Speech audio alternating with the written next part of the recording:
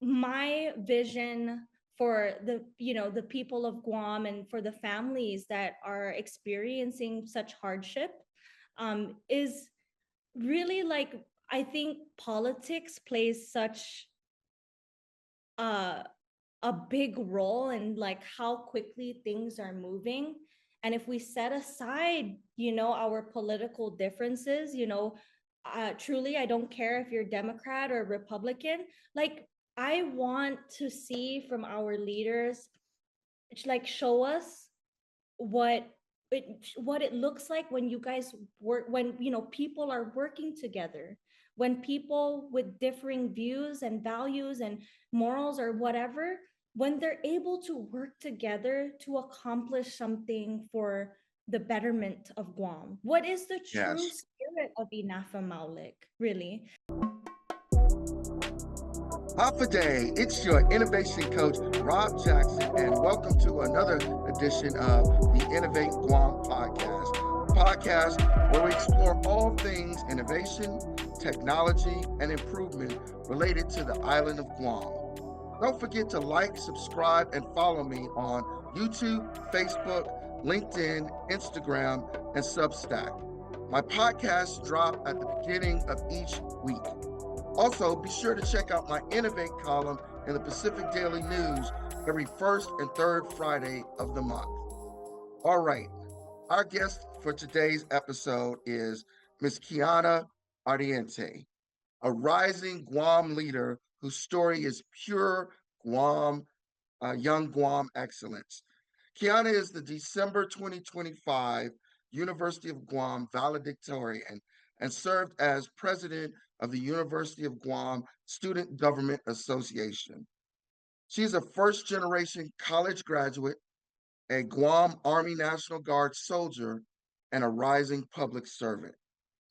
Keana is the daughter of a Filipina immigrant, one of five siblings, and was raised by a single mother. And after experiencing family instability, poverty, and frequent moves growing up, Keana graduated from JFK High School with a 2.5 GPA and initially aimed only to meet minimum expectations. Her life trajectory changed when she joined the Guam Army National Guard, becoming one of the first women to complete the Army Infantry School course and later enrolling in the University of Guam, where she experienced a transformational academic and leadership awakening. At UOG, she became deeply involved in student leadership and advocacy, ultimately serving as Student Government Association president and graduating as the valedictorian. She is the first person in her family to earn a college degree.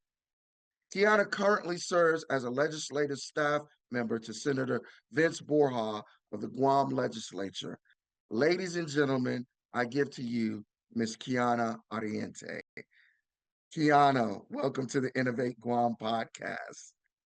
Hafidi, Rob, thank you so much for having me. I'm so honored that you wanted to interview me.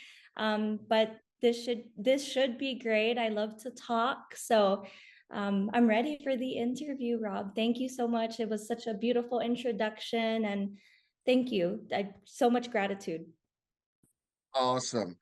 You know, Keana, your story really matters because it's not just about academic achievement, it's really about transformation. It's about resilience. It's about choosing to rewrite your future while lifting others up at the same time. And I really think that your story conveys that. And like I said, I think you're the personification of young Guam excellence. Now, before we get into the meat of today's interview, we have a tradition here at the Innovate Guam podcast. We start off with a couple of icebreaker questions. So, the question that I ask everyone: what does innovation mean to you? Hmm. Well, innovation, I believe innovation, what it means to me is finding new methods, right? And I hear this a lot in, not only the public sector, but also the private sector, where they say, well, this is how we've been doing it and this is how it works. But for me, I don't think I'm ever satisfied when I hear that. I think if we can find more ways and brand new ways, new methods that will be not only efficient for what we know, what they normally do, but efficient for the whole entire team, then and for the people of Guam, then that, I think, yeah, innovation to me just really finding creative and brand new ideas and new methods, instead of just saying, this is what works, this is how we've been doing it. But yeah, that is what innovation means to me. Awesome. So when you look back on your life, Keana, what was the single biggest turning point? The moment that you realized that you didn't have to be defined by where you came from and you could actually choose what you wanted to become. I think it's all power to being raised by a single mother, as I've explained to you before, Rob. Um, that all of those experience combined and leading up to me either joining the Guam Army National Guard or then deciding to seek higher education at the University of Guam, I feel like every single experience has uh, brought me to a point where I shouldn't let past experience define who I am, my work ethic, what I'm capable of learning. So I don't think there is a specific experience per se, but I say all the experiences have shaped me to the type of person that I am, really. Okay. So you've had many different roles. You've been a soldier, you've been a student leader, and you've been an advocate. What's the inner skill that had you level up the most for you? Was it the thing that you had to do to like learn confidence or learn discipline or courage? What kind of skill was the thing that really helped you level up? Hmm. Sure. So I'll give all the credit to the Guam Army National Guard, right? And me joining the Guam Army National Guard straight from high school. After I graduated from high school, I went straight into joining and swearing in. Um, I've learned the importance of acting with initiative, and that you know as I've learned that trait, it's carried over to all the other things that I've done in my life. So, acting with initiative, I've carried that trait when I was seeking when I sought a higher education at the University of Guam. Like if there was somebody who isn't asking for help, but they look like they do need help, that is when I would step in and be like, oh my God, this person needs help. Let me take the initiative. Or it's as simple as not by it's not only helping others, but it's also like with academics, right? If my professor is announcing that, hey, you have a paper due on Thursday, I'm the type of person that I'm gonna take the initiative to start on it early and submit it early so I don't have to worry about that later. So I think I would give all the credit. I don't think, I know, I will give all the credit to the Guam Army National Guard for teaching me that, because it's helped me throughout everything that I do in my life. So yeah, shout out to Yeah, shout out to the Army National Guard. yes. We'll give them a nice big salute. So, Kiana, let's shift gears and let's go back in time. Let's go back to your early life. Take us back to the beginning. What was it like growing up in a home marked by instability? And what did your mom do that kept you and your siblings moving forward, even when the odds were stacked against you? Mm, good question. I think this question really hits home. So, well, first of all, there's six of us. So I'm the only girl. Fun fact, I'm the only girl. I have five brothers. And I'm also the middle child. But yeah, as you know, we were moving so many times And as a child, you would think, oh my God, we're just like, we're upgrading, or, I'm not thinking of all of these adult things. And that was just how I was thinking at the time, right? So Mm-hmm. we would move from home to home to home, and that would mean I would have to transfer from school to school to school. And Yes. it was because we were facing eviction. We were on the brink of becoming homeless, and it is what it is. And I've only learned about why we were moving when I was maybe starting high school. And Because I've I was grown folks' business. exactly. That's what they say down south. That's grown folks' business. You children don't need to know anything about that. Exactly. And, and I have to give all the credit to my mom because, her having to navigate all of those adversities, those hardships, having to think about where is my, my children and I gonna go. It's tough. And she was able to put up like this face, like all is good, everything's okay. But if you're wondering where my father is, he was a drug addict. He was very abusive. um and uh you know my mom, man, I've learned my work ethic from my mother. I've learned how to make conversations. I'm talkative because my mother is talkative, you know what I'm saying? And yeah, I mean, my father wasn't in the picture. We had to move from place to place, home to home. And my mother was still able to still take care of my five siblings and I. And that truly inspires me. I mean, to know that that was what she was going through while we had to go to school.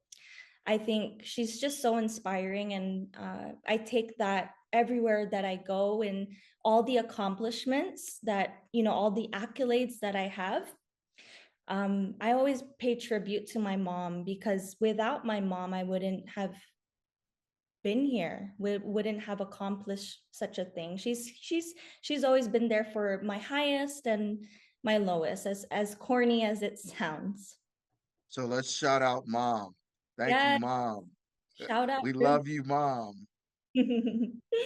Innovation leaders, it's your innovation coach, Rob Jackson here. Are you ready to elevate your vehicle fleet operations? Fleet Solutions is an AI-enabled fleet management system. Fleet Solutions provides real-time video, smart analytics, and total efficiency.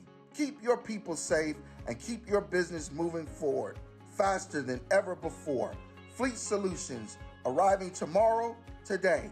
Visit thefleetsolutions.net or call 671-988-9748 to schedule your personalized demo and revolutionize your fleet operations today. So, what would you want people who are in similar circumstances or worse circumstances to you to know about what it's like growing up in survival mode, right? And understand about the choices that they make when they're in survival mode. Because there's lots of choices that we make, choices about our school and education, choices about our relationships, about who we tie ourselves to, friends and significant others, as well as personally, the choices that you make about your own confidence, self esteem, and what you accept for yourself. What do you want them to know from your experience about being in survival mode that, hey, you can do this, or you don't have to do that, or, this is what I found? Mhm. Obviously, there are other people who have been in worse situations than I have. And there are many people, and many daughters and sons and children who have faced similar experiences as mine, as my experiences, my family and I's experiences. And the advice that I could share, maybe unsolicited advice, is truly surround yourself with people that have the best interest for you. Mm. um, and love you, and they celebrate you, and they bring your name up in a room full of opportunities. And in yeah, I mean, people are always in survival mode. I think really, yeah, that's my answer, Rob. Okay, let's shift gears and now focus a little bit on your school and academic career coming up, K through 12. You shared that in high school you were aiming for the minimums. You talk about you graduated from high school with around a 2.5 GPA. You know, talk about what your mindset was back then and what the school represent to you at the time. So yeah, I mean, in high school, I didn't join any club at all. Um, I didn't care about student body association. I never attended any of the meetings. Um, and my mindset at the time was, when I was going to high school, the passing percentage was 60%. I was the student that would just get 60%. And why I would just have that mindset is, in high school and middle elementary all the way up to high school, I really just cared about basketball. That's all I did. I wanted to do the bare minimum, or yeah, the bare minimum enough for me to stay on the court, right? That was just my mindset. Like, I had the respect for my teachers. It was just like nothing was interesting to me at the time. I was the student who would sit in the back of the class.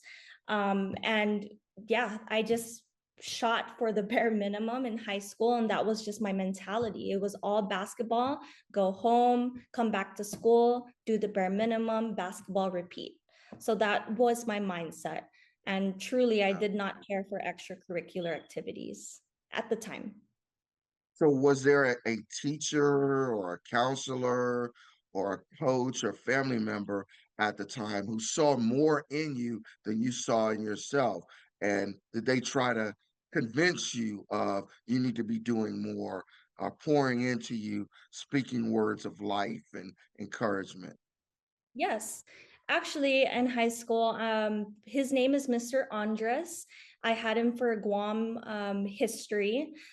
He was the type of teacher that always chose the students who sat in the back, and he would force us to sit in the front. So when there are the top A, like the A plus students who would sit in the front, he would switch us.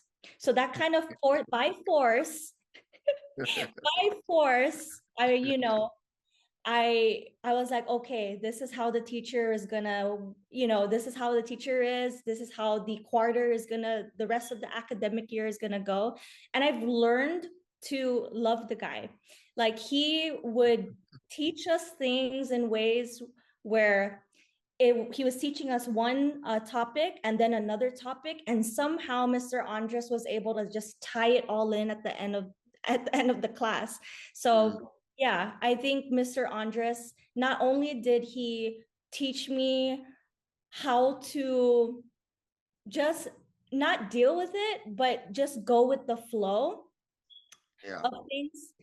He's also taught me some very important life lessons. I do recall, venting to him about my family problems, right, and what we were going through, and he gave me, advice that will stick with me forever, and I keep that in the back of my pocket and remember that there are educators out there who care, and I'm sure all the educators care about all of their students. But at the time, I was the student that did not care about school at all. But Mr. Andres took a chance on me, and he believed in me. He believed in me from the jump. Well, Yeah. shout out Mr. Andres. Yes. And this is a good segue into the next question. When you think about Guam's K through 12 system today, you know, what do you believe students in unstable situations like yours most need from adults, the institutions, and the system as a whole? Hmm. Ooh. Okay. There's a lot. Well, one There's a thing, lot in that question. Yes. yeah, no, there's a lot that I'm thinking of that, possibly could help our, our younger generations, right? The youth of Guam. Well, K through 12, one thing for sure is I remember heavily relying on the public school system for free menstrual products, right? My mom couldn't afford to buy, menstrual products, right? And again, heavily relied on the public school system. Every day that I did, I went to school, I went to the nurse's office and I asked for it and they helped me. And I hope that that is still the case. I believe that that still is, there still is access to free menstrual products at our public school system. But I see, I I take that experience too, and I've actually uh, authored an SGA bill when I was the 62nd SGA senator. It was to allocate funding for menstrual product dispensers, and to be installed across the campus at the University of Guam. See, the University of Guam gives free products, right? They do. It's very accessible. However, the issue that I was trying to find a solution to was the fact that since it is only available at the student health office, I'm thinking about the College of Natural and Applied Sciences students who need to walk across the entire campus in order for them to, get the free product, right? Yes. So, and to install all of the dispensers around the campus, solve the issue of like they no longer need to do that because it's in their local restroom. And I think also for K to 12, I do believe that I see that there is like a mental health need, like a counselor. I think there needs to be more counselors in our public school system. And I mean, not only the public school system, but all of our schools on the island of Guam, I putting. agree with you on that. I agree Mhm, with you on that. I think that there's a shortage of just mental health providers and mental health assets on the island, period. mhm, agree. Let alone breaking it down to all the different aspects of counseling and whatnot like that. It's just there's not as many resources as it should be on island, and there's huge needs. Mhm, agreed.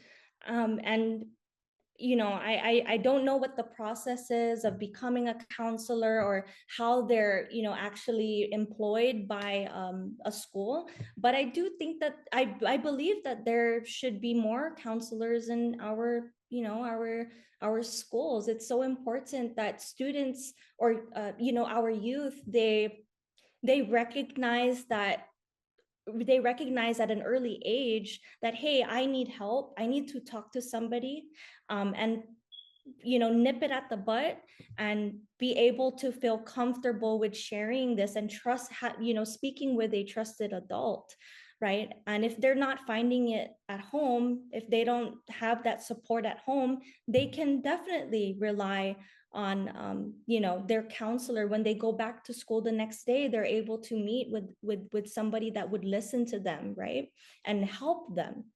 um, and that's also the same for free menstrual products. I see that if I cannot get it at home, I'm going to go back to school the next day and I know I'm going to be provided these, these different things. So yeah, I mean, it's not accessible. I want to make things clear. It's not accessibility, that's not the issue. I think there just needs to be more of it, Okay. if I'm making any sense. Okay. All right. Well, good. Let's shift gears again and let's move into the Army National Guard portion of your life. All right. So you joined the Guam Army National Guard, you know, What did the Guard give you at that stage in your life? Benefits. If I can just say benefits, but no, it's taught me how to grow up, right? I'm just gonna put it out there. It's taught me how to grow up. You know, transitioning from the type of kid that I was in high school and going straight into the military. I went to basic training at Fort Benning, Georgia.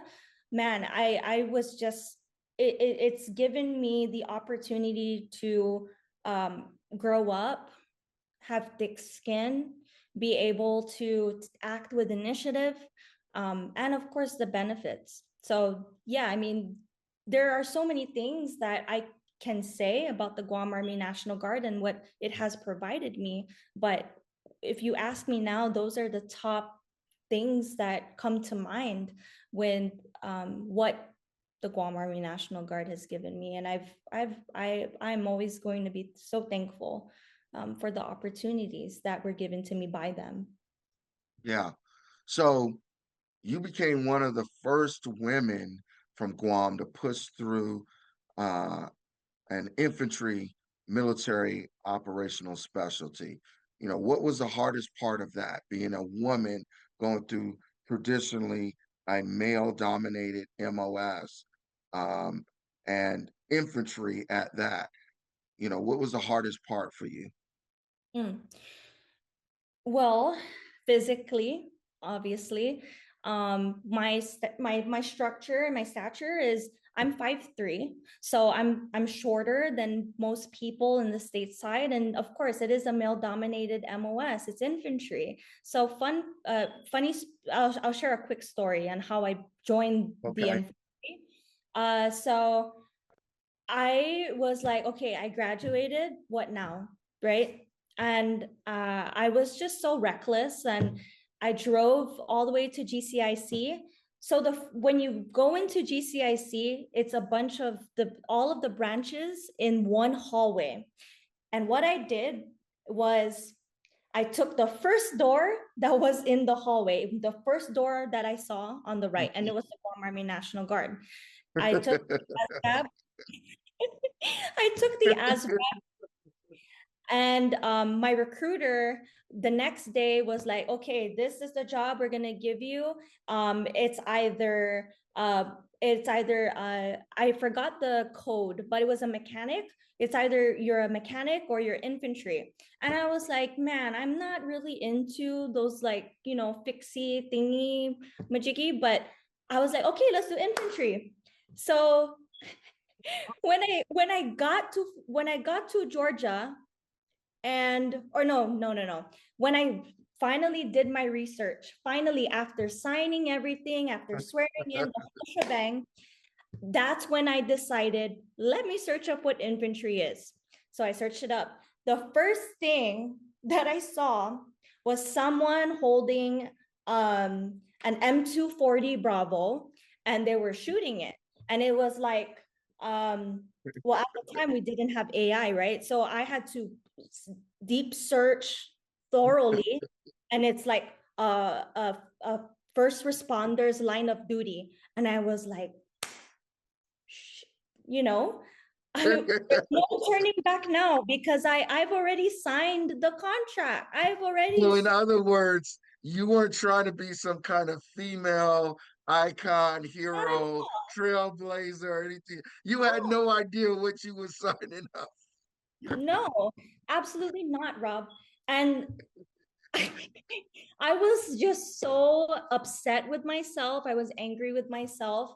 But hey, I still went there, and the trials and the tribulations. I think the most difficult thing about going to, as a female, as a 5'3" Filipina from the island of Guam, a tiny island in the Pacific, was both physically challenging and culturally challenging, right? I was born and raised on Guam, right? And the culture here is very we take pride, and we truly put our values in Enough and Malik, and that is working together for the greater good, right? But Right. in the culture, it was a culture shock when I went to Georgia. I think they have a different mindset, and there's nothing wrong with it. It's just my values are completely different from theirs, right? And I value uh, spending time with people, or saying good morning, and not saying they don't say good morning, but I think they're grumpier um, when you're waking up to we're gonna run 5 miles today. I understand why, but what I'm saying is, like, we here on Guam, the culture is we truly value our family, our relationships, our friendships, etc. And that was culturally challenging for me. Culturally, in a sense, where the food, there was no rice. I love rice. So at basic training, there was no rice. That's also culturally challenging for me. I was always looking for rice. All it was like No salad, rice. sandwich, vegetables, but it helped me. And physically, because, okay, we would ruck, right? Ruck is like this 52-pound backpack. You have these tall men that have longer strides, right? And Yes. I'm behind this tall person, okay? Me, 5'3", in the back of him, he's taking these wide steps. So this is how it looks. Me in the back, I'm like this. It's like trying to catch up. So I have to exert more energy for me to catch up with these with the taller folks out there, and men in general. Like, scientifically, men are more athletic. It's science. It's facts. Naturally athletic. And yeah, so again, basic training and OSIT, one station unit training in Fort Benning, Georgia, as an infantryman, as a female infantryman, was extremely difficult. And to join the military, or actually, yeah, to join the military as a woman is an accomplishment. But to join the military as a female infantryman is what I say was it's like 1% out of the 1%, if I make any sense. But yeah, physically, culturally, and the food, I ate it because what can I Well, do? nobody goes to basic training for the food, Keana. Yeah, but I So love we don't have to it. worry about.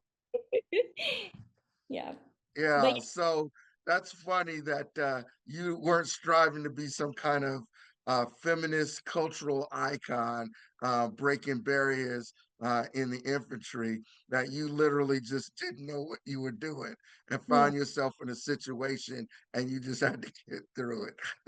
That's funny to me. Let's be real though, when you go into spaces like that, what does it feel like to walk into spaces where people don't expect you to succeed and you end up succeeding anyway? How do you handle that?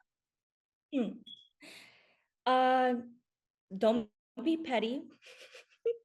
I always tell myself, don't be petty, and just act with class, right? Act with grace. And when I feel like there are people who are doubting me, it pushes me 10 times more to prove them wrong, but in a way where I'm also ensuring that I'm actually learning something from that experience, and not it wouldn't be my focal point of like I'm only doing this because I want to prove people wrong, but it's also for self discovery and self, and you're investing so much more in yourself. But really, it is like just letting it fuel you, all of those bad comments, all of those haters and people who doubt you. It should motivate you, and it motivates me every day. And to do that, when I walk into spaces where they're like, are the qualifications are this and this, right? um but I always question, like, okay, how about if I can do this and this? like if there is something that I cannot achieve, then I'm gonna find other avenues to achieve such a thing. And I always leave it up to God. If it's not meant for me, then it's not meant for me. And what is meant for me will be. And yeah, I just leave it up to God. Never tune out the haters. Let the comments fuel you into to accomplishing bigger and better things. And you do it with class and you do it with grace, never out of spite, and not to ever be petty. Yeah, that's what Yeah. I could. So, what did your military training experience teach you about fear and, how to manage it, how to act even though you're feeling fear, and how to lead through having fear? First of all, um, being the only girl uh, with my five brothers has prepared me to join the military, to join the infantry. And I'm surrounded by so many other men, right? And I feel like when I was in basic training, there were a lot of men who were doubting me, and they were like not trusting me with certain things, like, oh, I'll give this to another person because they can carry it, because they can hold it, because they know more about it. And there was this one time, and I'll never forget it, where my drill sergeant in a battalion full of how many men were there? Maybe there were like about 200, 250 plus men in the battalion. And we were separated in platoons, right? I was doubting myself because of like all of the negativity that was surrounding it. And the males in my platoon not trusting me with doing things, getting the job done. And my drill sergeant surprised me, and he selected me to be for student leadership. He actually selected me to be a squad leader. Mm. And that point, um, I've learned that even if you know that you are starting to doubt yourself, and you know that there are people who will not follow you, that is the true, what's it called? That will truly help you lead with the fear that you are going to have people not listen to you, not follow you. But really, it all starts with yourself. I feel like I'm going on a tangent, but yeah, I think Oh, it's just good. And to kind of shape things for you, for the young women who are listening, what would you tell them about stepping into non-traditional roles, and leading and refusing to strength in those non-traditional roles just because they're a woman? mm, I think just do it. Like to just put it very simply, just do it and believe in yourself. It sounds very corny and cliche to say, but But it's if real. but it's real, right? And if you have the passion for it, and if you have the heart to do it, and this is something that you truly want to do, then do it, right? With my brothers, like five brothers, I was never I my mom would never make me do like the dishes. If my brothers were outside bush cutting the yard, she'll also tell me to bush cut the yard. It's just what it is. And I've learned how to change a tire because I was not forced, but it's like um I never let these non-traditional chores or non-traditional roles really truly scare me away from taking and stepping into leadership positions, so such as joining the infantry. I never let it scare me, even after the fact that I didn't know what infantry was, and I only learned it after I signed up. I never let it scare me. I just did it. I ran with it. And sometimes life is about taking the risk, jumping, and just doing it, doing it. Yeah, yeah. So let's shift gears again and go to another part of your life. Okay, after the Army National Guard, you decide you're going to enroll at University of Guam. You know, how do you do that? How do you go from being a high school student who's only interested in doing the minimum to, oh, I think I want to now enroll into higher education? What made you want to go to college? Well, so they normally have like these resource booths outside in the BRC, that's the Barragata Readiness Center, and that's where we meet up for our drills. Um, uh, and there, I forget the name of the two individuals that were there to promote the GI Bill and the the different education, the VA education benefits. So I decided Mhm. to take a chance on learning more about it. And right next to that booth was GCC and UOG. Right, I've made the time to go to their booth, learn more about what GCC has to offer and what UOG has to offer.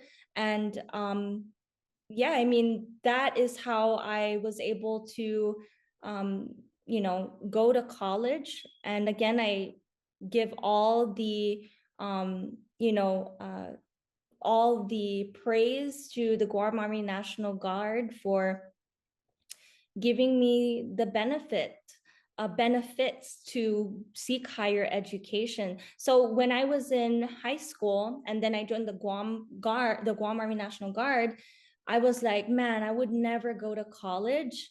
And then when I finally applied to UOG, now I'm saying I'm just gonna finish my contract and just let the guard pay for my higher education, right? So that was the situation. And yeah, that was the process of me going from high school, the Guam Army National Guard, meeting the two individuals that were promoting the VA education benefits, Yeah. knowing about GCC, UOG, and I took a chance on UOG. And I've that was probably the best decision that I've ever made. So I love UOG, and I also pay all the respects to you, the University of Guam, for giving me all of these opportunities. yeah, so how do you go from that kind of mindset to, being UOG's valedictorian? That doesn't just happen by accident. What kind of changed inside of you at UOG, to turn you into this leader and academic scholar who's striving for excellence? What happened there? Hmm. You know how I mentioned earlier about the different experiences that I've had with my family and the yeah, with my mother and what she had to endure. I always went back to my why, and my why is my mother. So from the Guam Army National Guard, I've learned how to act with initiative, and it's teaching me discipline, and I've carried that over to the University of Guam. Right, I took all of what I've learned and I applied it to UOG.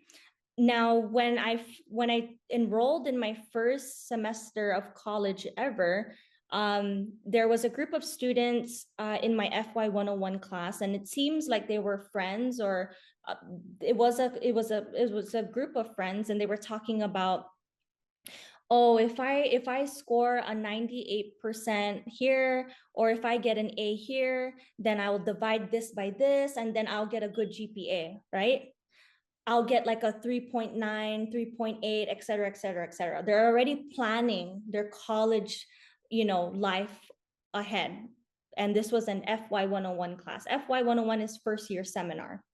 So I don't like math. I really hate math with a passion. So I told myself, man, these students are like high achievers, and it's reminding me of high school. I don't like math. I don't want to do the calculation. you know what's going to make it easy? If I just get A's all the way and just leave it at that, then I wouldn't need to calculate anything. So that's what I did. And acting with initiative and turning in things early, never on time, because I was taught in the military, if you're on time, you're late. So You're it's just, late. yes, that's what I learned. If you're on time, you're late. So I took that mindset and I've applied it to simply turning in my assignments. If I turned it on time, then I'm late. So I'll submit it 1 week, sometimes 2 weeks earlier. And I really wasn't shooting for valedictorian, but it just happened. And what I've said earlier, if God knows it's for you, and it'll happen. He'll make it Yeah. happen. And all you need to do is put, your faith in the Lord and trust that he knows what's best for you. So I just decided to just keep doing what I'm doing and navigate the whole thing all by myself, because I had no guidance. I had support, but I didn't have guidance. And support and guidance are two different things. Support, yes, my mother loves me, my family, they love me, my friends, I have wonderful friends, but guidance is a completely different thing. Like, how do you apply for class? What does this mean? What do you mean I have to take a prerequisite class?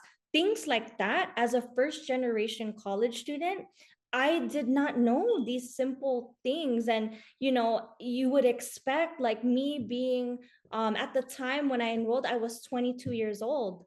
At the time, you would think, man, she should know what these things mean. Like, she should know what prerequisites mean. She should know how to apply for college. It's right on the screen. But no, I was a first generation college student that had to navigate all of those different things. And Yeah. and again, really, that's how I transformed into the valedictorian. I wasn't necessarily trying to shoot for that wasn't my main goal in college. And I really just wanted to get my bachelor's degree and seek higher education, put my, the VA education benefits to good use. um yeah, that's how my mindset changed. And I always went back to my why, and my Yeah. why was my mother. Yeah. So, what role did mentors play at UOG? People who are on the faculty, staff, even peers that you were going to school with. You know, um, did you have a set of good mentors there at UOG who helped you along? Yes. First of all, I want to make a quick shout out to all of the public administration professors at the University of Guam, the PALS, faculty at the University of Guam. And many of them not only have, like, the education, right, and the public admin program, but they also have these work experience, right, and working in the public sector and understanding how the government works, etc. But if there was one person that I had to say that truly saw me grow up, like in college, was interim Dean Gina A. Rojas at Enrollment Management and Student Success. So before she became the interim dean for EMSS, she was actually a public admin professor. And although I didn't have her for a class, I've known her because of SGA. She was our advisor at the time. Okay. And she's taught me the importance of using my wise discernment, right? Sometimes people only see things at face value. They never really see what is happening behind the scenes, what a person is going through in their life. And that also applies in my different capacities that I've held at UOG. I was the senator, and then I became the vice president, and then now I'm the president. So from all of those different capacities, I've learned to use my wise discernment, right? If I know this is how a certain process is at UOG, but a student doesn't see that process because they're not in SGA, then that is when I step in and use my wise discernment. Keana, you know how things go. It is your duty, it is your responsibility to explain it to the student. This is the way these are the reasons why things are the way that they are. And uh, if you'd like, you and I can collaborate on finding better and different solutions to the madness. So yeah, Dean Rojas has taught me not only how to use my wise discernment, but she's also taught me how to how to how to be how to tune out all of the negativity in my life. I remember this point I think, no, actually, it was just recently. I would call Dean Rojas crying about, certain things or what is stressing me out. And Dean Rojas, you would not expect for a dean to answer your call at like 11 p.m. at night or 1 a.m. at night. And I will do that because, my anxiety will creep up on me, and I will call her and I will cry to her. And the advice that she would give me it's powerful to me because she's my mentor and I look up to her, and it's helped me cope and navigate tough situations. And she is truly somebody that I look up to, and I care about. And also her brother, and I didn't know that they were brothers and sisters. I only found out last semester that they were, and I've worked with them for how many years. And it's Professor Ron Uggen that, Dean Rojas and Professor Uggen, they're brothers and sisters. So I now understand why I naturally gravitate towards the both of them, is because they're brothers and sisters. Yeah. Professor Ron Uggen Yeah. is very Professor Uggen is very soft spoken, but he's very wise.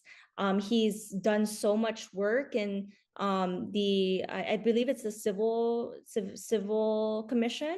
I believe so, but I know he has a lot of experience. He's an attorney, and even him, like he has a busy schedule, but every time that I text Professor Uggen, hey Professor Uggen, is it okay that I can, meet with you, if I can talk to you? He'll make the time, and that make as a student, I feel like I can trust that professor. And Yes.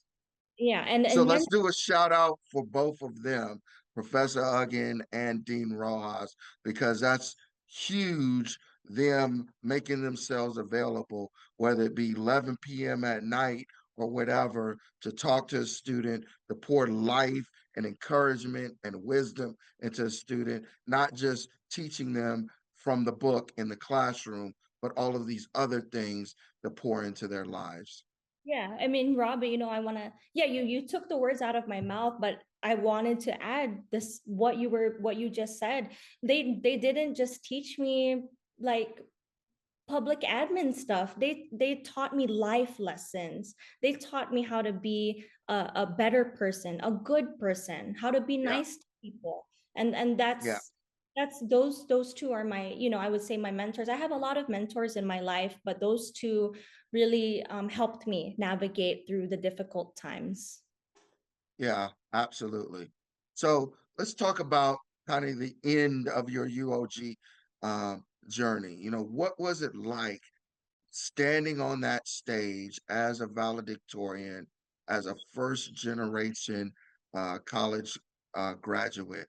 What did that feel like for you, representing your family up on the stage like that?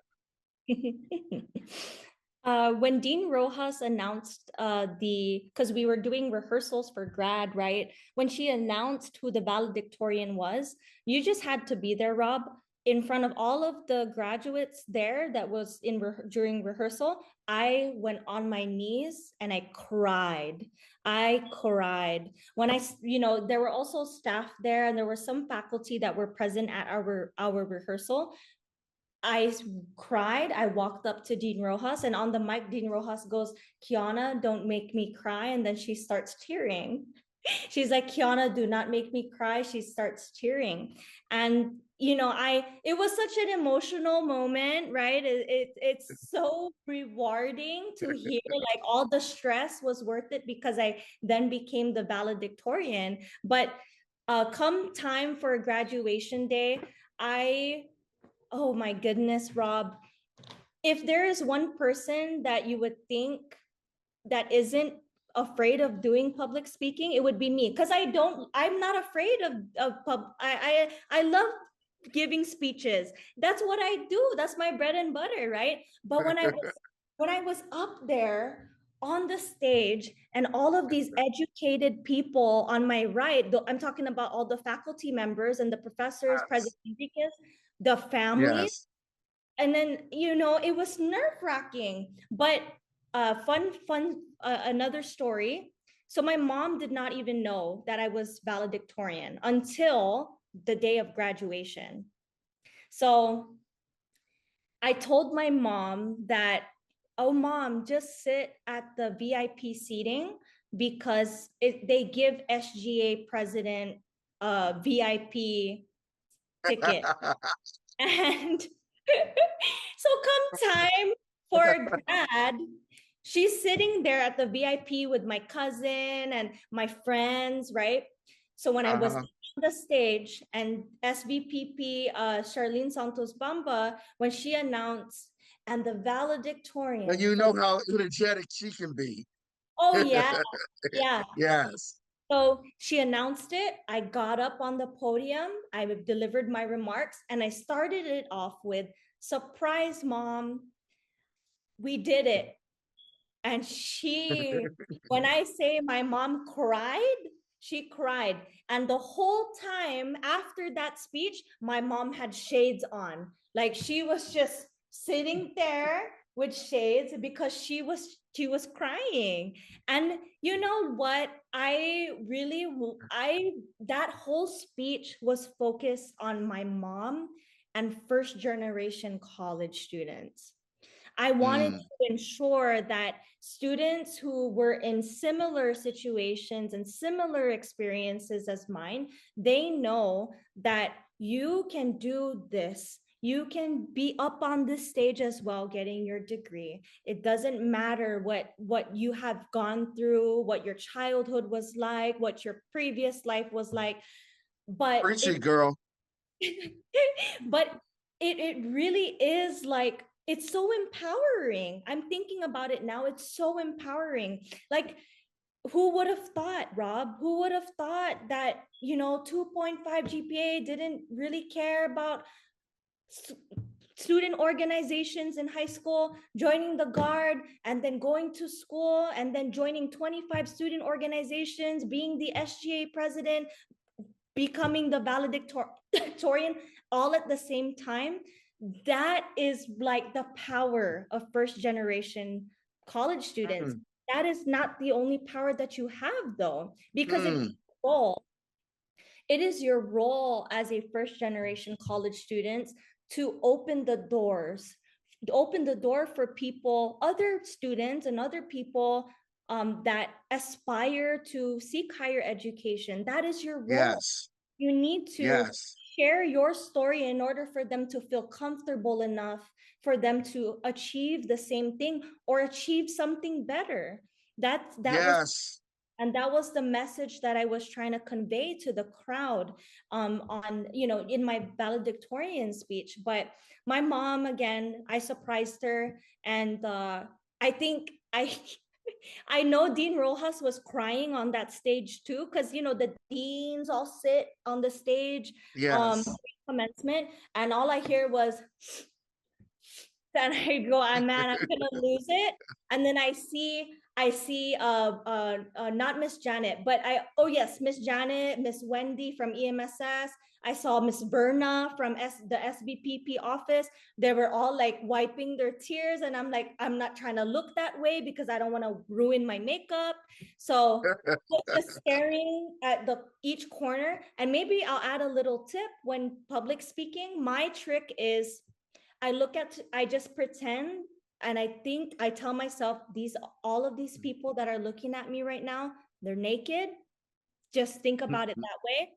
And what I would do to make it seem like I'm not looking at my paper is I'll stare at 3 different corners. So I would look at here, and it's also good for the action shot, right?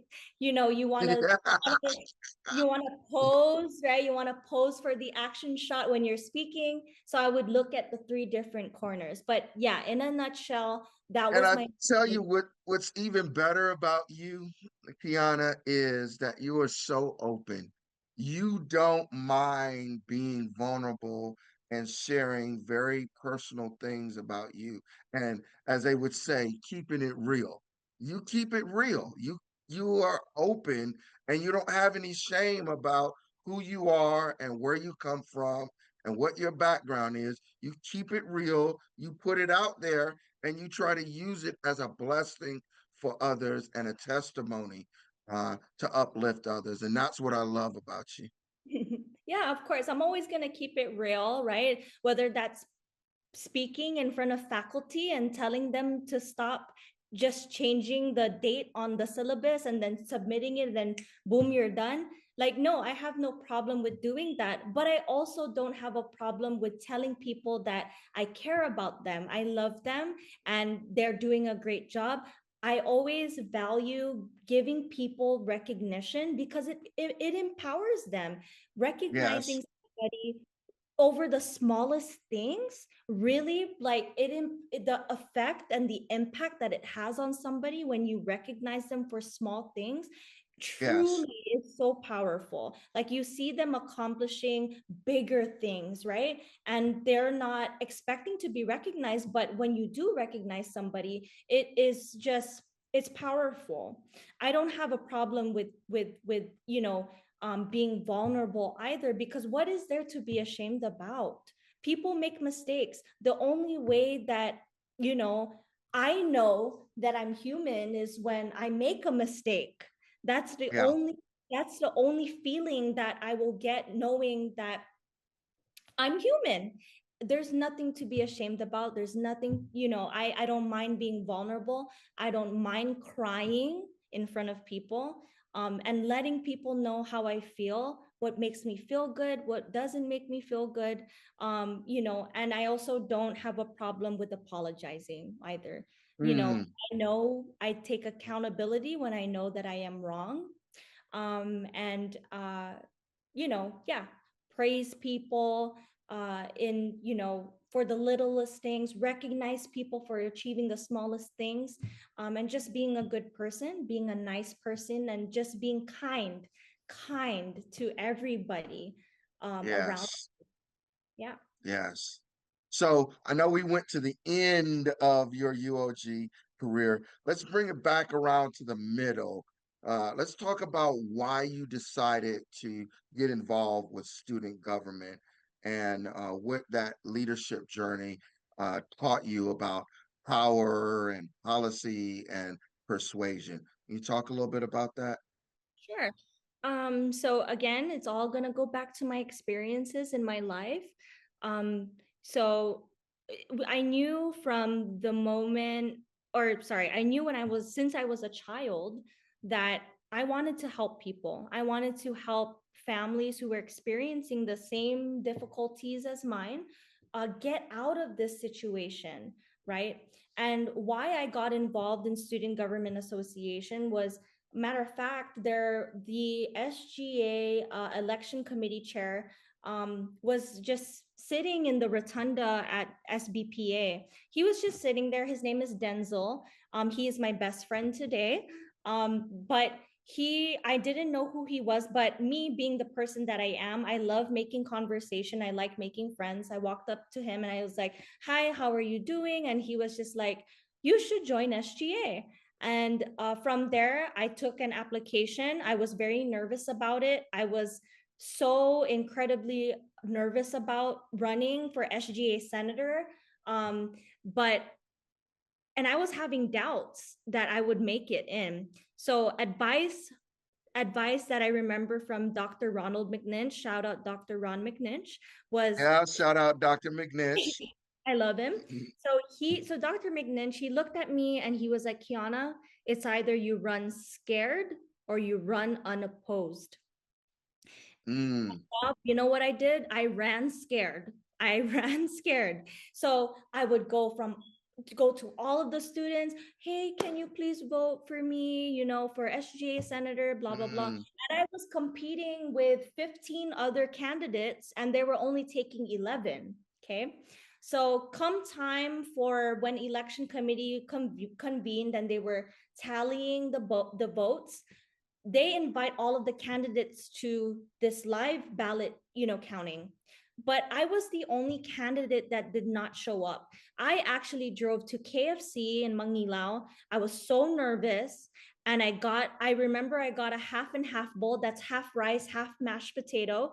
And I sat in my truck and I was waiting for the results. And they didn't finish until maybe like 12 a.m.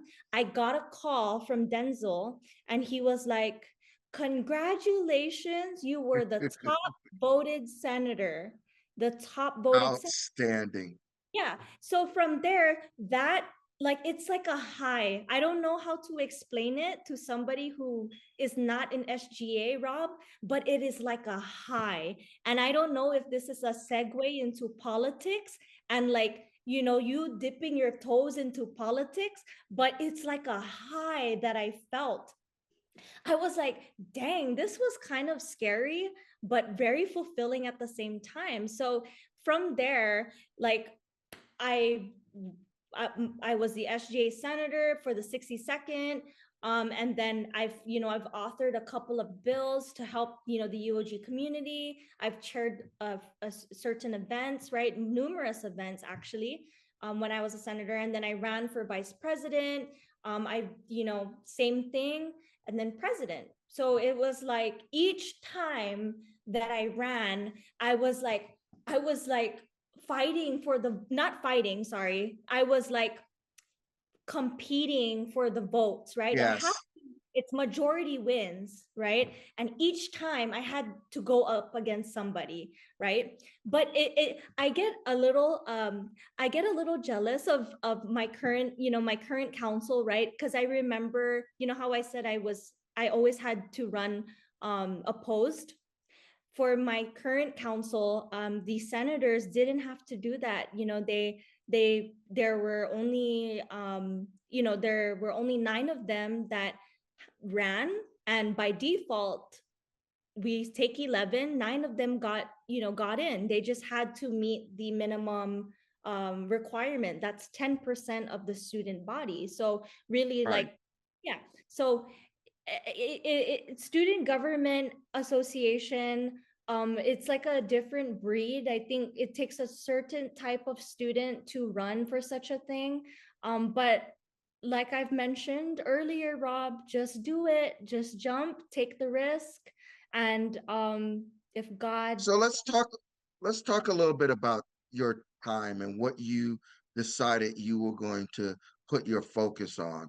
You've been willing to advocate loudly, sometimes with a bullhorn, an actual bullhorn, um, through protests and public pressure. How did you decide what issues were worth taking a stand on? Super simple, and that's the students, Rob. I and not only the students but our faculty.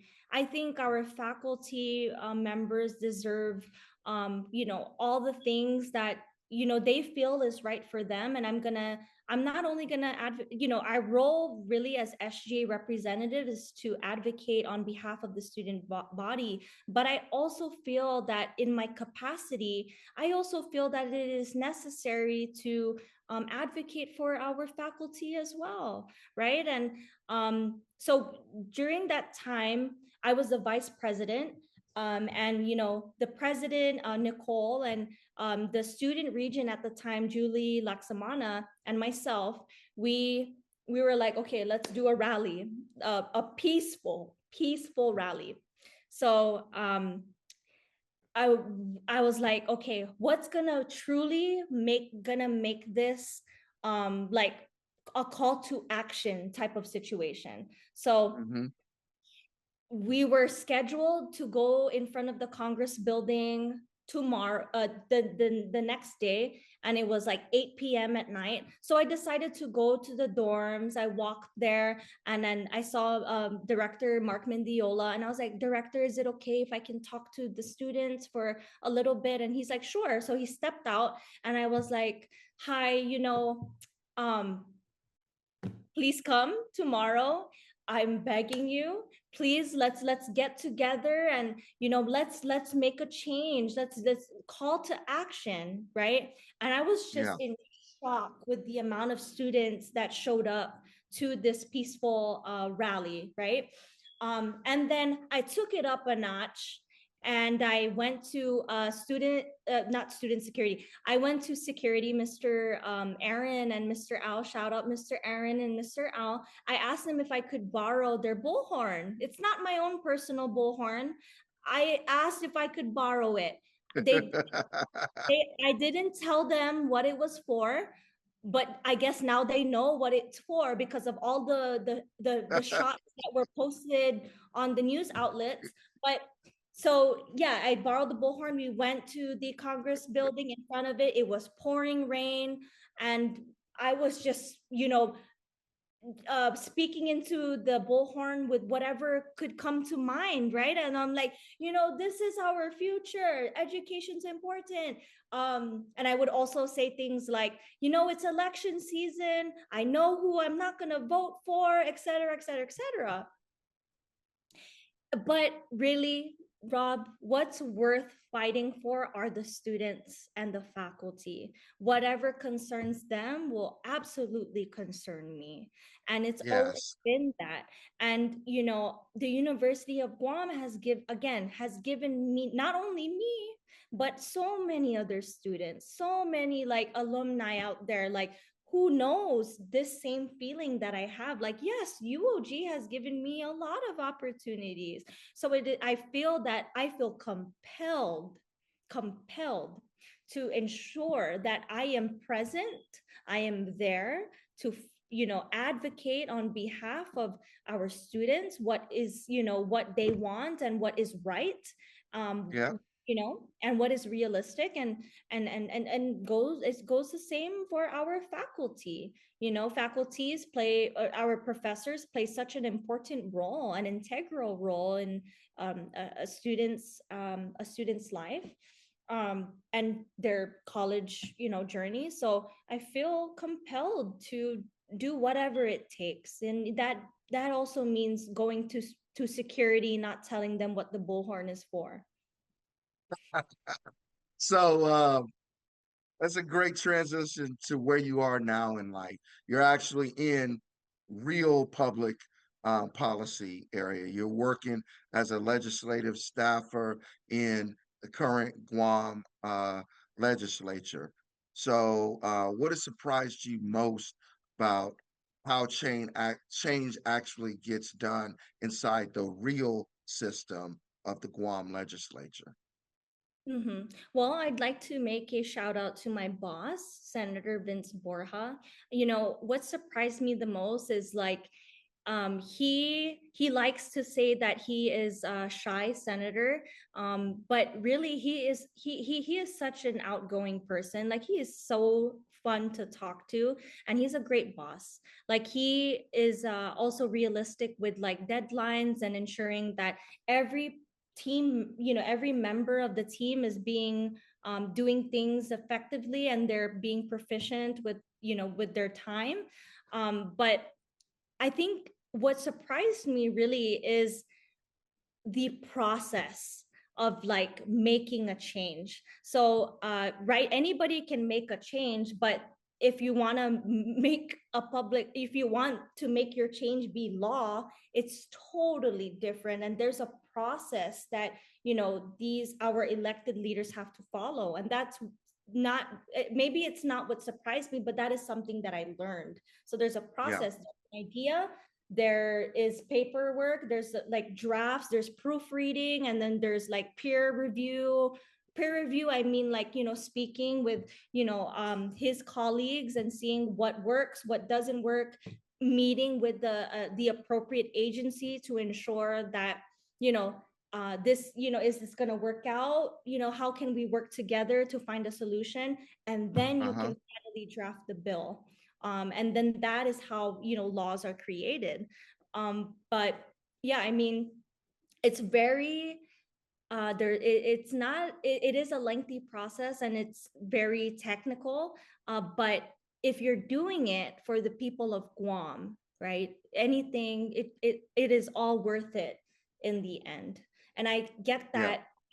that. I get that sense from Senator Borja. Like, even though he is like juggling so many different things, and he's trying to figure out so many solutions to so many different problems. I feel like he is able to do it so effortlessly. And although, like, he is a new senator, I feel like he amazes me, man. He's a great boss, is all I have to say. And I've learned so much from him for the month, or not a month, not even a month. I've only been working with him for 3 weeks so far. So I've learned a lot from Senator Vince Borja. All right. What do you wish more young people understood about civic engagement in Guam? It seems like, again, no, there's a little sound like shots fired, but a lot of folks in your generation, they equate like civic engagement being I'm posting on name your fill in the blank social media thing. I made a post. I liked something. I Mm. made a statement online.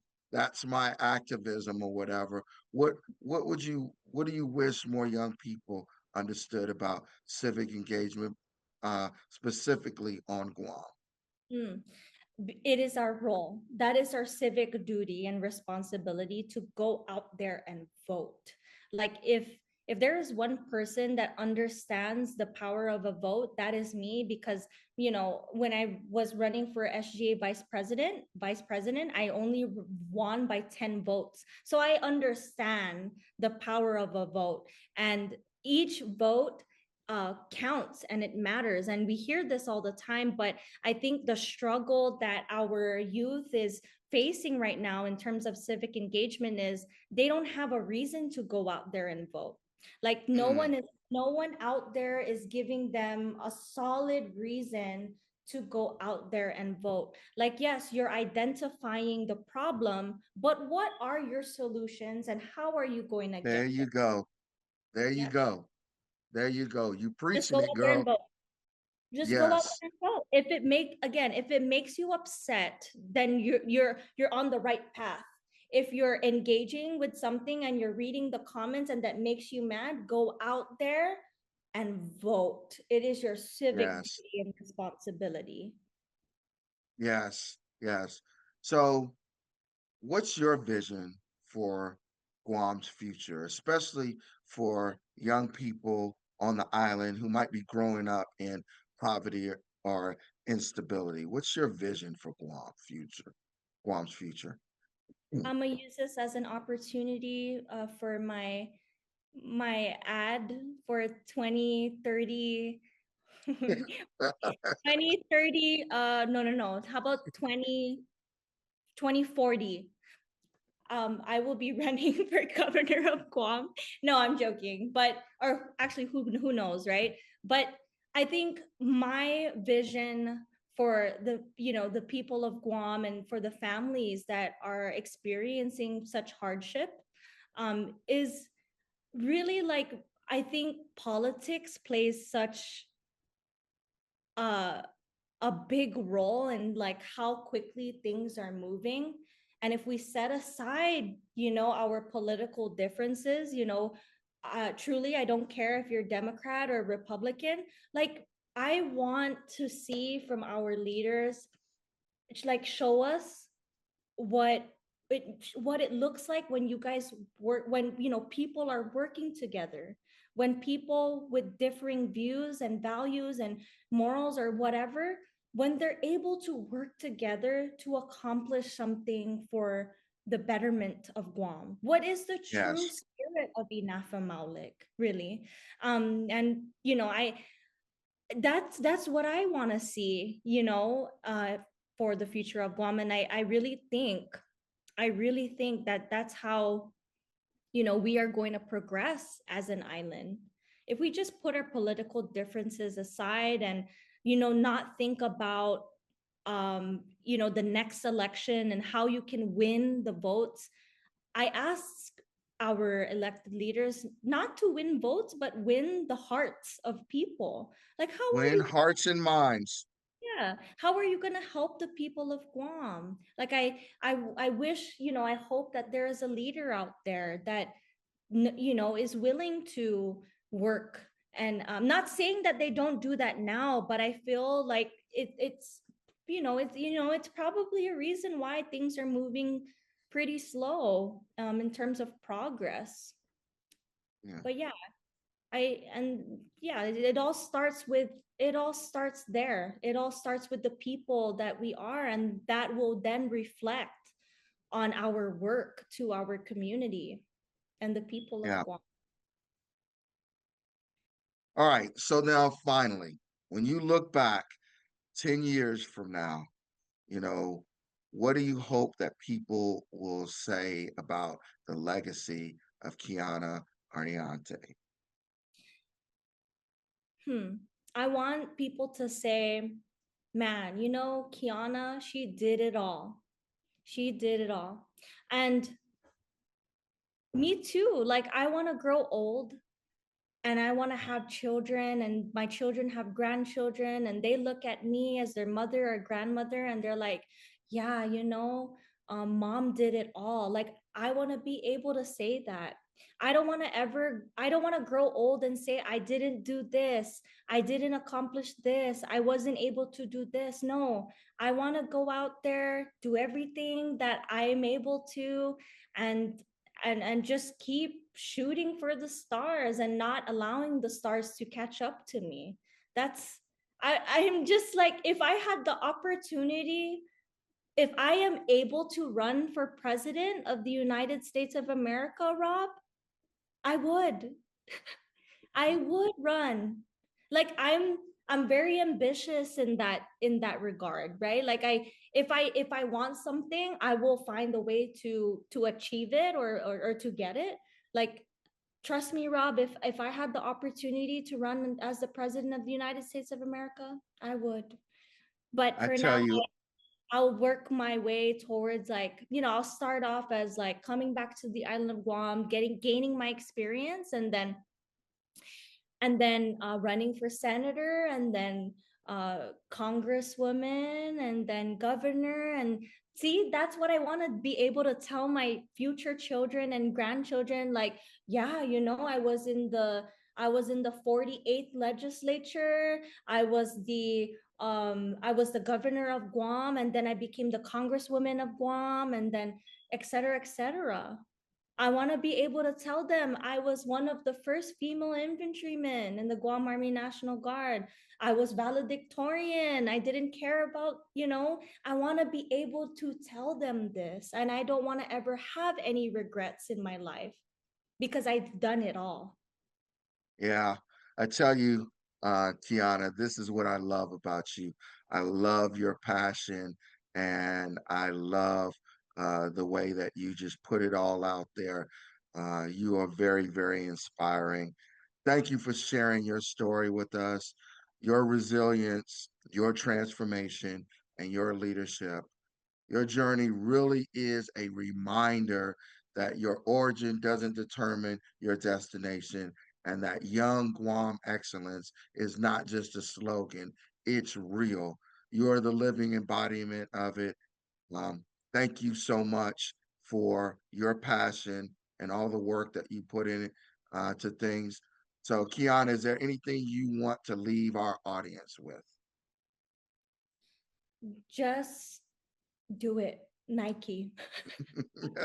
I'm joking. I'm joking. But honestly, if it's something that you want to do, you do it and don't have any regrets about it. Don't let people and people who have the negative comments, leave it out there. Like, tune it out. Just do it. As long as you have the passion, the heart for it, you will accomplish it. There, you cannot beat passion and heart. Yeah, Hard work, yes, you need it to succeed, but really to accomplish things, all you need is heart and passion. And I hope that, that's the message that I will convey to the audience, is just do it with heart, with passion, with kindness, and I don't think you'll ever go wrong. And there's never ever anything out of reach for you. If you feel like it's not something that you can accomplish, then that's the first step. That's how you yeah, know you will accomplish it. So that's, yeah. I encourage everybody to just go out there and search for what you think what you want to do, and just do it. But be kind too while you're at it. So, Keana, if there's people who are watching this and they want to contact you, do you have a way they can reach out and connect with you? Yes. So I'm on LinkedIn. Just type in Keana Ardiente. But it's not spelled with an I, it's spelled with an E. So Keana Ardiente.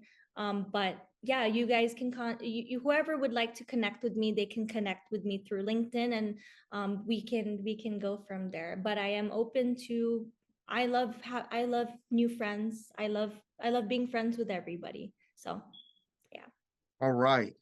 Well, to our audience, thank you for listening. Um, I know I learned something today and I was inspired. I hope you were too. Be sure to follow, like, share, and subscribe. And don't forget to check out my Innovate column in the Pacific Daily News every first and third Friday of the month.